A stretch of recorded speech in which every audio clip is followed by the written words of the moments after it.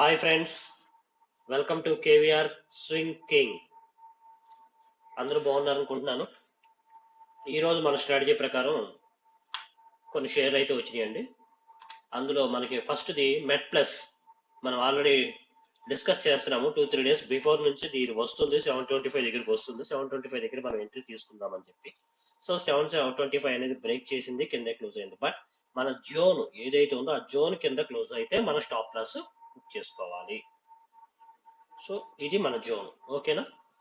మెట్ plus health services entry వచ్చేసేసి 725. మనం ఇది ఎప్పుడైతే ఎంట్రీ యాక్టివేట్ అవుతుందో ఆటోమేటిక్గా మనం గూగుల్ షీట్ లో కూడా పెట్టుకుందామని చెప్పి ప్లాన్ చేసుకున్నాం కదా. సో గూగుల్ షీట్ లో ప్లాన్ చేద్దాం. రెండోది ఏంటంటే మెట్ ప్లస్.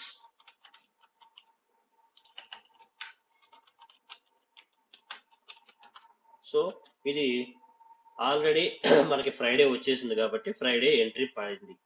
కాబట్టి ఫ్రైడే డేట్ ఎంత మనకి, ఫ్రైడే డేట్ ఒకసారి చూస్తే మనకి ఫ్రైడే 24th 01. సో మన ఎంట్రీ ప్రైస్ 725 అనుకున్నాం, ఓకేనా. దీని టార్గెట్ వచ్చేసేసి 776. ఓకే, 775 మన టార్గెట్ అనుకున్నాం, ఓకేనా. 775, రైట్. సో చూద్దాం, మనకి మళ్ళీ ఈ ఫ్రైడే అంటే ఈ ఫ్రైడే లోపల ఈ టార్గెట్ అనేది కంప్లీట్ అవ్వాలి. మనకి 5 డేస్, ఓన్లీ 5 డేసే మనం పెట్టుకుందాం. నెక్స్ట్ అలాగే చూసారు కదా.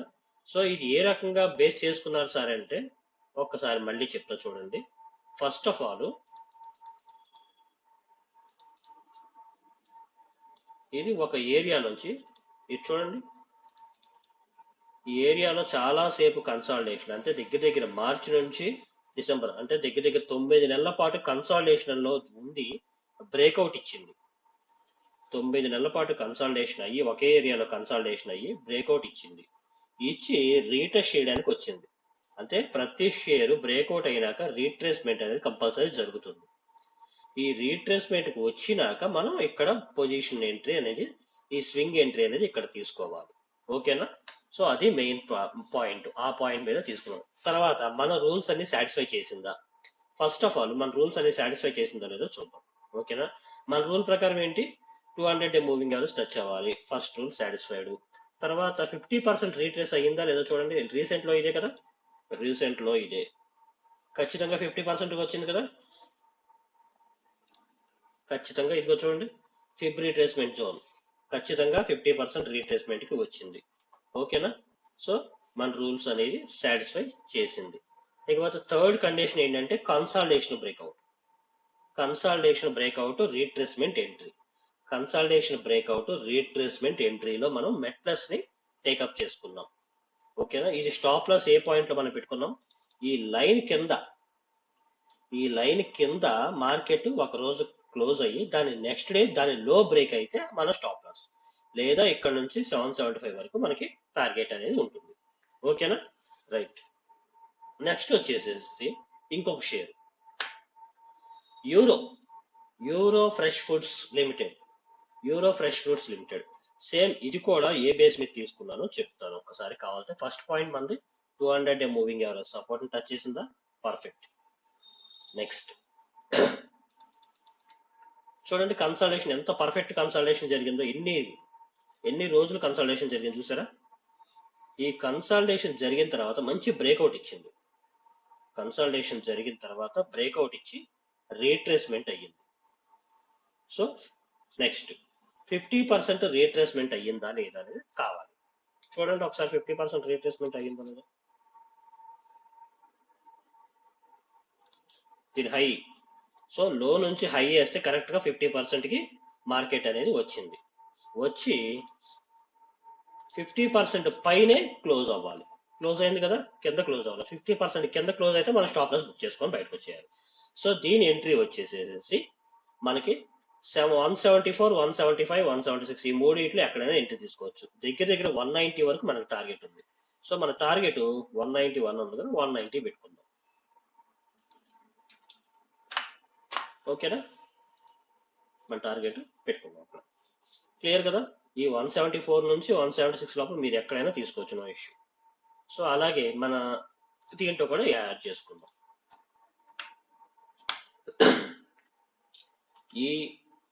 EIFFL షేర్ పేరు అనమాట. ఇది కూడా 24 మనకి ఎంట్రీ కన్ఫర్మ్ అయింది.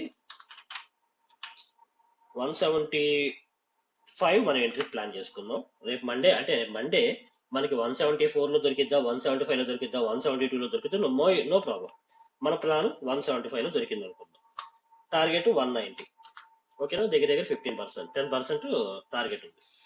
ఓకేనా, ఈ రెండు షేర్లు క్లియర్ కదా. యూరో ఫ్రెష్ ఫుడ్స్ ఒక్కసారి మళ్ళీ చెప్తున్నాను చూడండి. ఏ బేస్ మీద తీసుకున్నాం అనేది క్లారిటీ ఉండాలి మనకి. ఎలా పడితే అలా తీసుకోవడం వల్ల ప్రయోజనం లేదు స్వింగ్ ట్రేడింగ్ కి. ఒకసారి మళ్ళీ చెప్తున్నా చూడండి, ఇవన్నీ తీసేసేసి. ఫస్ట్ పాయింట్, మన రూల్ ప్రకారం ఏమనుకున్నాం, 200 డే మూవింగ్ యావరేజ్ పక్కాగా సపోర్ట్ రావాలి. ఫస్ట్ పాయింట్ క్లియర్ గా సపోర్ట్ వచ్చింది, రైట్. Next consolidation breakout. చూడండి ఎన్ని రోజులు కన్సాలిడేషన్ జరిగిందో.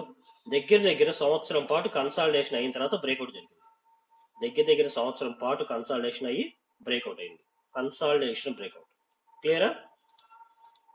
తర్వాత ఏమనుకున్నాం మనం, రీట్రేస్మెంట్ కంపల్సరీ 50% రీట్రేస్మెంట్ అయ్యి ఉండాలి. చూడండి 50% రీట్రేస్మెంట్ రీసెంట్ లో ఇదే కదా, రీసెంట్ లో నుంచి రీసెంట్ హై, ఇది రీసెంట్ హై. క్లియరా, పర్ఫెక్ట్ గా 50% రీట్రేస్మెంట్ జోన్ లో మనకు దొరికింది. 3 పాయింట్లు క్లియర్ కదండి. First point 50% retracement zone, 200 day moving average support, consolidation breakout. నేనేం చెప్పాను, ఫస్ట్ నుంచి మనం ఏ ఎంట్రీ తీసుకోవాలన్నా సరే మినిమం 3 కన్ఫర్మేషన్స్ అనేవి మనకి తగలాలి. ఆ 3 కన్ఫర్మేషన్స్ వచ్చినాయి అంటే మనకి యాడెడ్ అడ్వాంటేజ్ అనమాట. అంటే ఎంట్రీ తీసుకోవడానికి మోర్ కాన్ఫిడెన్స్ అనేది మనకి యాడ్ అవుతుంది. క్లియర్ కదా. యూరో ఫ్రెష్ ఫుడ్స్ ఇది. ఇకపోతే నెక్స్ట్ పాలీమెడిక్యూర్ కోసం నేను ఎదురు చూస్తున్నాను. ఇంకా మన ఎంట్రీ కోసం వెయిట్ చేస్తున్నాను. మన ఎంట్రీ దగ్గరికి రాలా. యాక్చువల్ ప్లాన్ చేసుకుని మన ఎంట్రీ 2250 దగ్గర మనం ప్లాన్ చేసుకున్నాం. సో మన జోన్ దగ్గరికి అయితే వచ్చింది, బట్ ఇంకొంచెం మన మూవింగ్ యావరేజ్ దగ్గరికి రావాలి కదా. మన మూవింగ్ యావరేజ్ టచ్ చేసిన తర్వాత కదా మన ఎంట్రీ పడినట్టు లెక్క.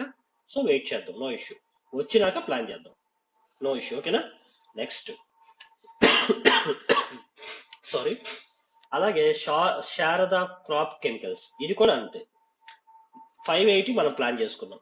580 అనేది మన ఎంట్రీ ప్లాన్ చేసుకున్నాం, బట్ ఇంకా ఎంట్రీ అనేది టచ్ అవ్వాలి. ఎంట్రీ ట్రిగర్ అయితే ప్లాన్ చేసి అప్పుడు ఇది ఎందుకు తీసుకున్నాను అనేది నేను చెప్తాను. ఓకేనా. సో మంచి టార్గెట్ కూడా ఉంది దీనికి కూడా.